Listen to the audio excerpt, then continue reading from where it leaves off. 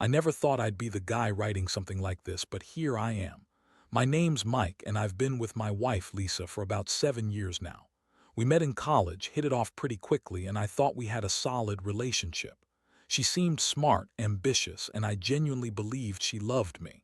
We got married a couple of years after I finished my master, and I was happy, or so I thought. Honestly, everything changed slowly, little by little. At first, it was just small things, missing phone calls, late nights at work that somehow turned into, I just stayed late to finish a project, or her brushing off my questions with a quick, dismissive laugh. But I brushed it off, convinced I was overthinking or paranoid. After all, Lisa isn't the kind of woman who'd cheat, right? She's too prideful, too bitchy when she doesn't get her way, and she's always been pretty good at hiding her true colors. But then I started noticing things that didn't add up. Her phone, for instance, was suddenly password protected, even when she used to leave it lying around. She'd sneakily check her messages when she thought I wasn't looking, and she'd get defensive if I caught her in a lie. At first, I thought maybe she was just stressed or hiding some personal stuff, but deep down, I knew something wasn't right. The signs kept piling up. One night, I decided to do a little digging, just to see if I could get a clearer picture. I wasn't planning to catch her in the act, at least, not consciously. I just wanted to see if there was anything I'd missed.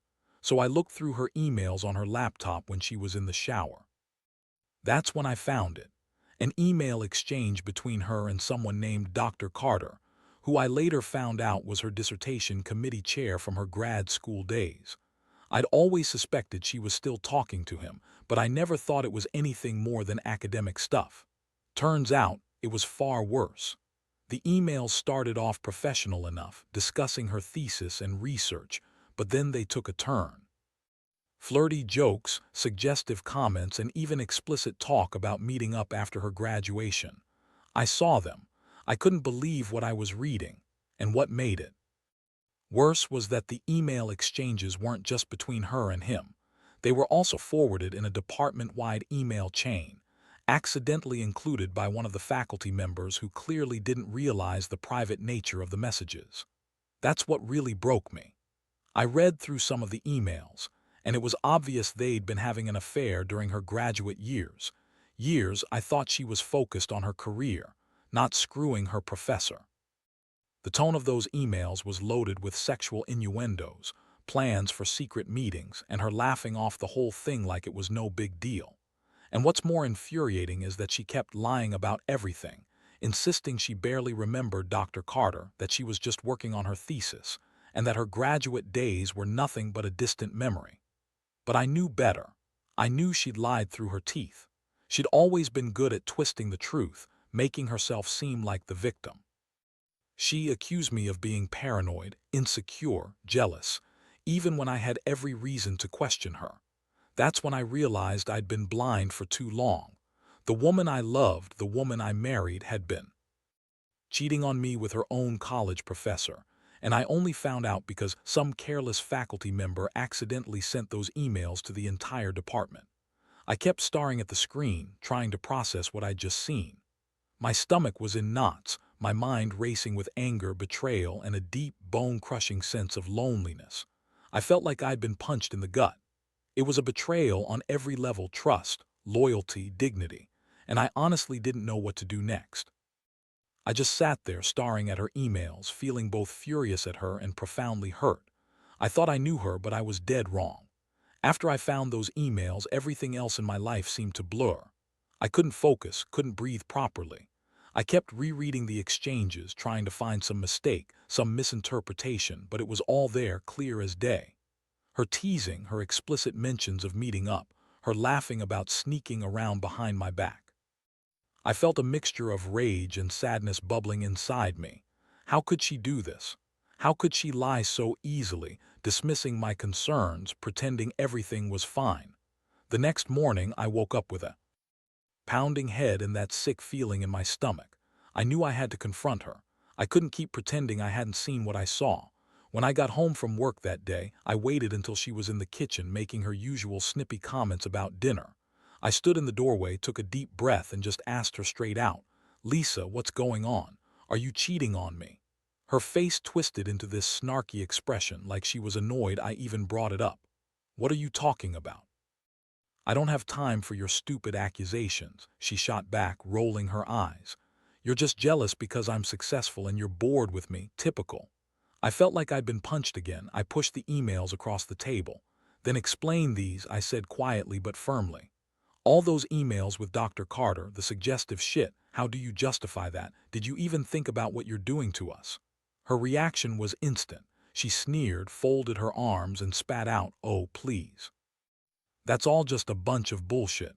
You're overreacting. It's ancient history. I was just finishing my dissertation and maybe I messed around a little, but it didn't mean anything.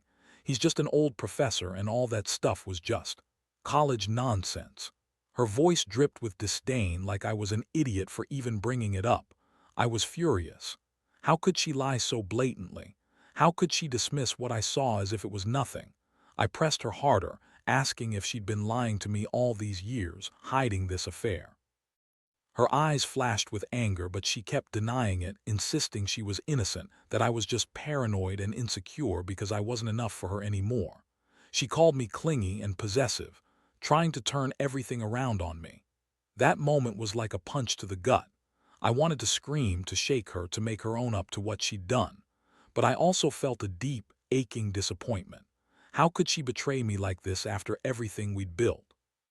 I looked at her, her bitchy smirk, her eyes full of contempt, and I knew I'd reached a point of no return. The emotional toll was overwhelming. I felt betrayed, humiliated, and profoundly hurt. The woman I'd loved, the woman I had trusted with my life, had been lying and cheating behind my back for years. I tried to hold it together, but inside I was falling apart. All of my insecurities, all of my doubts, suddenly made sense. I'd been so naive, believing in her, in us, when she'd been secretly screwing her professor and probably anyone else who'd give her attention. And yet part of me was also angry, so angry I was afraid I might do something I'd regret. I wanted to lash out, to ruin her, to make her feel the pain I was feeling. But I knew I couldn't do that. Not yet. I told her I needed space, that I couldn't stay in the same house, and I packed my bag and left. I didn't want to blow up the house or scream at her in front of the kids. I just needed to get out and clear my head. Once I was gone, I stayed at a friend's place for a few nights trying to process everything. The worst part wasn't just the betrayal, it was the fact that I'd missed all the signs. I'd been blind, caught up in our routines, convincing myself everything was perfect. Now I felt like a fool, but I also knew I couldn't stay with her. Not anymore. I'd never been the confrontational type, but this was different. How do you forgive someone who's been lying to you for years? How do you even start to move past something this huge? Those questions kept circling in my mind, and I honestly didn't have any good answers. The days that followed were a blur of anger, sadness, and confusion. I couldn't sleep. Every time I closed my eyes, I saw her smirking, those emails, the way she lied so effortlessly. It felt like my entire world had crumbled overnight. I kept asking myself how I missed the signs, how I could have been so blind to her manipulation. But deep down, I knew I wasn't the only one to blame. She was the one cheating, lying, pretending everything was fine when it clearly was. I spent hours stewing over what to do next. I was furious at her for betraying me, but I was also furious at myself for not seeing it sooner. I kept replaying the moments I thought were innocent, her late nights, the secretive phone calls, her dismissive attitude when I questioned her. All of that suddenly felt like pieces of a puzzle I could have put together earlier, but I didn't want to dwell on the past, not anymore. I had to figure out what to do about the future. One thing I knew for sure, I couldn't stay under the same roof with her. The house felt like a tomb. Every room echoed with memories I didn't want to have anymore. I started looking for a new place, a fresh start. I needed distance to breathe, to think without her sneering or lying or spinning her stories. I wanted to be alone, to figure out what I really wanted. During this time, Lisa didn't make it easy. She was her usual bitchy self, throwing tantrums, accusing me of overreacting, calling me insecure, and trying to guilt-trip me into staying. She kept insisting that I was overreacting, that she'd never cheated, that I was just paranoid. She argued that I was the one ruining everything because I didn't trust her. Her lies were so blatant, her tone so dismissive that I couldn't even bring myself to argue back anymore. It was pointless. She just wanted to twist the story, make me doubt myself, make me feel guilty. But I wasn't backing down. I knew the truth. I'd seen the emails, I'd read her lies, I'd felt her betrayal in every fiber of my being. The more she denied, the more I realized how much she hated being caught. She kept trying to paint me as the bad guy, but the reality was clear. I had been a fool, yes, but I wasn't the one who'd been unfaithful. That was on her. One night, after she'd gone on one of her tirades about how I was ruining everything, I finally decided to confront her directly. I called her and told her I'd had enough. I told her I wanted a divorce. I laid it out plain and simple. She'd cheated, lied, and broken whatever trust we had. I told her I didn't want her in my life anymore unless she was willing to be honest and take responsibility for what she'd done. She tried to deny everything again, crying, screaming, throwing blame around, but I didn't care.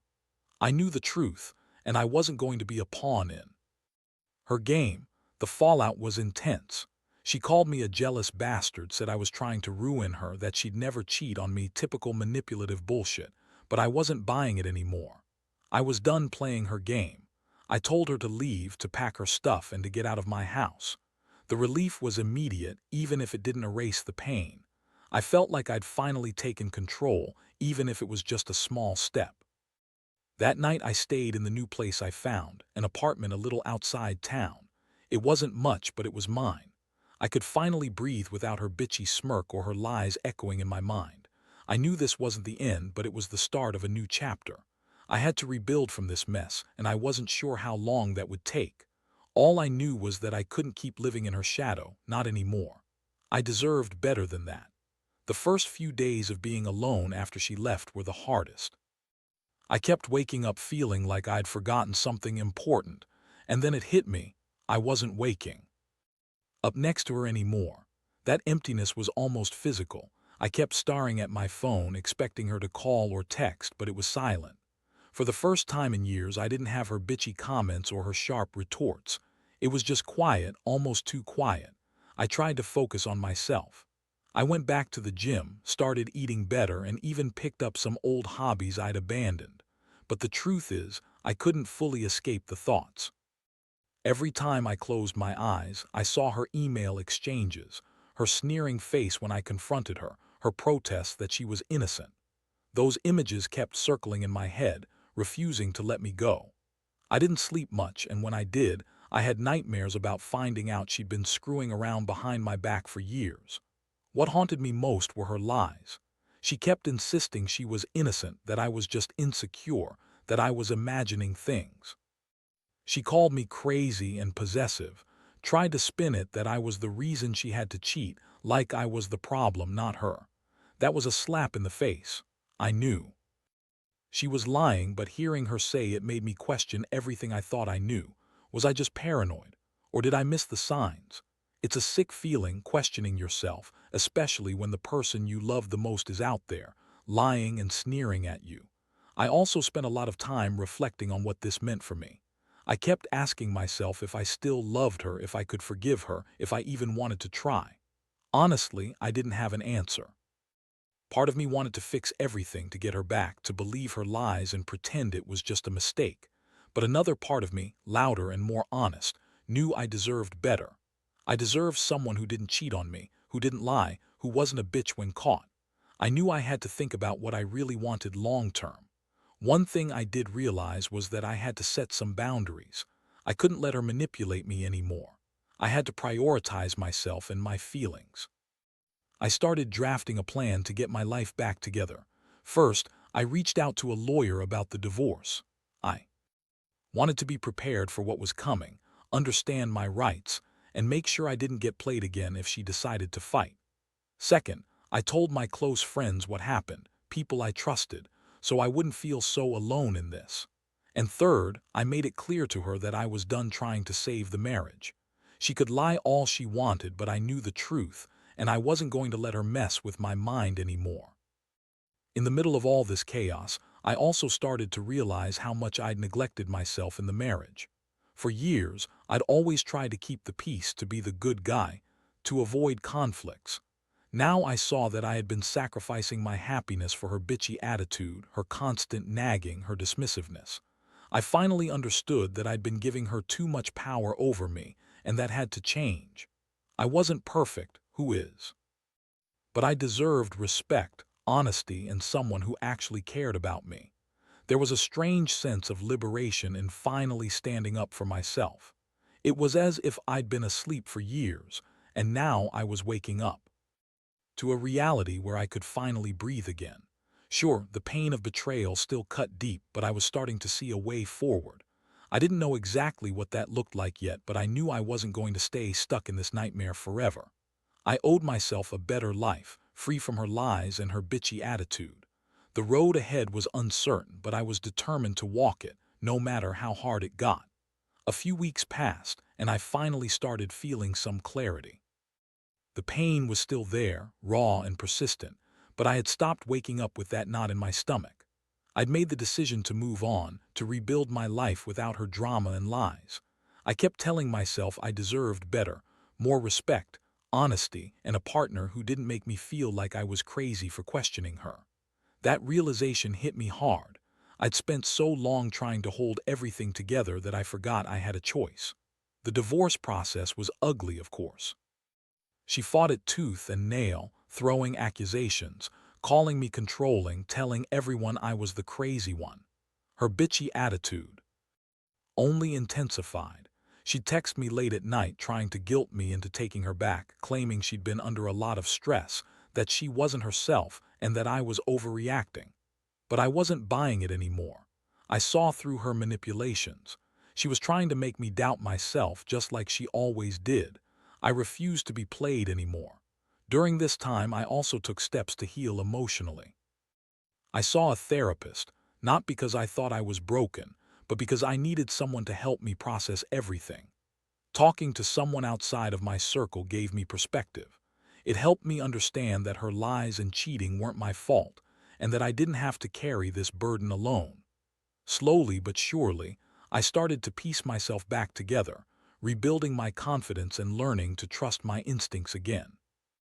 One day I was at a coffee shop just minding my own business when I saw her walk in with Dr. Carter. My stomach dropped. They sat at a corner table, laughing and holding hands, so casually like they didn't have a care in the world. That image cut me deep. It felt like a punch in the gut all over again. I realized then that I'd truly lost her. She was gone and probably never coming back. And honestly, part of me felt relief. I was better off without the toxic, bitchy person who lied and cheated her way through life. That moment was a wake-up call. I decided I wasn't going to let her define me anymore. I started focusing on myself, on what I wanted for my future. I reconnected with old friends, went on some trips I'd always dreamed of, and even started dating again. Nothing serious yet, just putting myself out there. It was terrifying at first, exposing myself to the possibility of getting hurt again, but I knew I couldn't live in the past forever. I also learned a lot from this whole nightmare, about trust, about boundaries, and about never ignoring those gut feelings. If something feels wrong, it probably is. I wish I'd trusted myself more from the beginning instead of dismissing the signs. But I also realized that sometimes people reveal their true selves when you least expect it, and it's up to you whether to stay and deal with it or walk away. Most importantly, I learned that I don't need someone who manipulates, lies, or disrespects me. I deserve honesty, loyalty, and someone who treats me with respect, even if she's bitchy or difficult sometimes. There's a big difference between a fiery personality and someone who's outright unfaithful and dishonest. I've accepted that I can't fix her, and I don't want to. I'm finally learning to put myself first and stop chasing after someone who clearly doesn't value me. It's not easy, but it's necessary. I keep reminding myself that this whole experience has made me stronger, even if it didn't feel like it at first. Looking back now, I see how much I've grown from all of this, though it's been an ugly, painful journey. I used to believe in forever, in fairy tale stories where everything just works out if you love someone enough. But life isn't like that, especially not with people like her. The betrayal was a harsh lesson, but one I needed. It forced me to confront the reality I'd been ignoring for too long. That sometimes love isn't enough when someone is fundamentally dishonest and manipulative. The thing I've learned most is that no matter how much you want to believe in someone, you have to trust your instincts. My gut told me she was hiding something and I should have listened from the start. Instead, I let her bitchy attitude and her clever lies convince me to ignore the red flags. Now I understand that it's okay to walk away from something toxic, no matter how much history you share. Sometimes, the best thing you can do for yourself is to cut out what's hurting you, even if it hurts for a little while. I'm not perfect, far from it. I still get angry when I think about her, and I still feel the sting of betrayal. But I'm learning to let go of that anger, to see it as part of my healing process. I refuse to carry her betrayal around like a weight on my shoulders. I've started rebuilding my life piece by piece, and I know that eventually I'll be okay. Maybe even better than okay, stronger, wiser, more cautious. And I want to share this because if anyone out there is in a similar situation, feeling confused, betrayed, or just plain lost, know that it's okay. You're not weak for feeling hurt. You're not crazy for questioning things. And most importantly, you're not alone. It's okay to walk away from someone who doesn't value you, no matter how much history you have.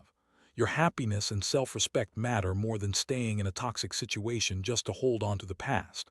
So here I am, finally at peace with what happened. I've faced the truth and I've accepted it. I've realized I don't need someone who cheats, lies, and treats me like I'm nothing. I have friends, family, and most importantly, I have myself. And that's enough. It will be enough. I'll keep moving forward one day at a time, and I'll never let someone else's betrayal define who I am. I'm reclaiming my life, better, stronger, and finally free.